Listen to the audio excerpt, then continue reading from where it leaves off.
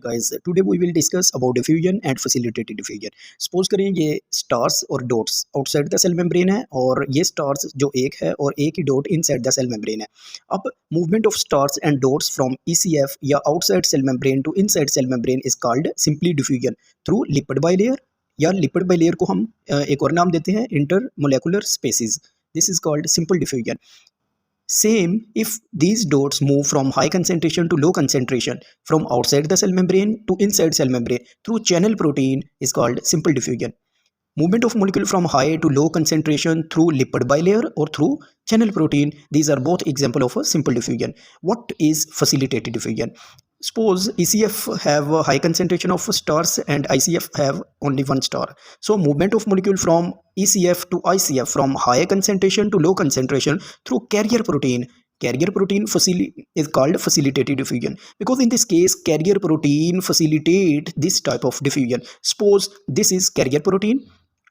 अब क्या होगा, एक स्टार्स आके अटैच हो जाएगा, this one star attach to this carrier protein, then conformational changes occur in carrier protein.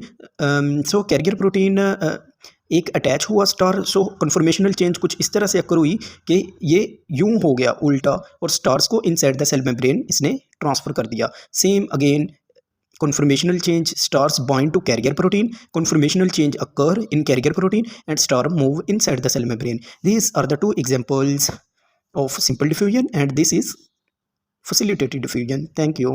Now we will discuss about the example of facilitated diffusion.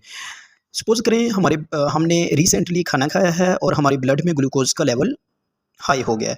अब blood में glucose का लेवल हाई हो गया है।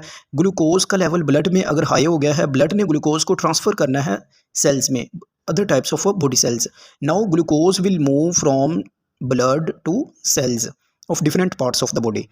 होगा क्या कि इंसुलिन हमारे पैंक्रियाज से निकलेगा और जिन जिन सेल्स को ग्लूकोज रिक्वायर है उनकी मेम्ब्रेन पर एक रिसेप्टर लगा होगा इंसुलिन को एक्सेप्ट करने का। सो इंसुलिन आके इधर अटैच हो जाएगी। इंसुलिन इधर जैसे ही अटैच होगी तो सिग्नलिंग अंदर की तरफ चली जाएंगी सेल्स के अंदर। सेल्स के अंदर कुछ वेजिकल्स होंगे, सपोज ये दो वेजिकल है, इन वेजिकल्स के ऊपर ये ग्लूकोज ट्रांसपोर्टर लगे हुए हैं। होगा क्या, जब सिग्नल से इन तक पहुँचेंगे तो ये मूव करेंगे टुवर्ड द सेल मेम्ब्रेन। जैसे ही ये सेल मेम्ब्रेन के पास आएंगे, इनकी सेल मेम्ब्रेन के साथ डिफ्यूज़ हो जाएगी और इसकी भी मेम्ब्रेन सेल मेम्ब्रेन के साथ डिफ्यूज़ हो जाएगी और ये ग्लूकोज ट्रांसपोर्टर सेल मेम्ब्रेन पर कुछ यूं अटैच हो जाएंगे। जैसे ही ये ग्लूकोज ट्रांसपोर्टर सेल मेम्ब्रेन पर अटैच होंगे तो ब्लड से ग्लूकोज इजीली ट्रेवल हो जाएगी inside the cell. Glucose easily transfer हो जाएगी from blood to inside the cell. तो ग्लूकोज की कंसनट्रेशन ब्लड में ज़्यादा थी और सेल में ग्लूकोज की कंसंट्रेशन कम थी। From higher concentration to low concentration glucose move कर रहा है।